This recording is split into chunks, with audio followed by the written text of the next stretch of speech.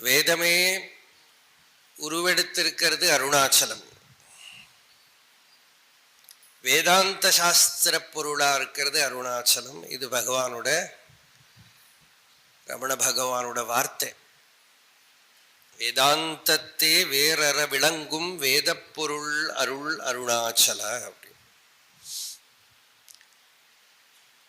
அப்படி இருக்கிற இந்த ஞான கஷேத்திரத்துல, ஞான கஷேத்திரம்ங்கிறதுக்கு லட்சணமே என்னன்னா, கர்மக்ஷேத்திரம்னா ஏதாவது பண்ணினா பலம் கிடைக்கும். ஞான கஷேத்திரம்னா ஸ்மரண மாத்திரத்துல பலம் கிடைக்கும். என்ன பலம்? முக்தி பலம்.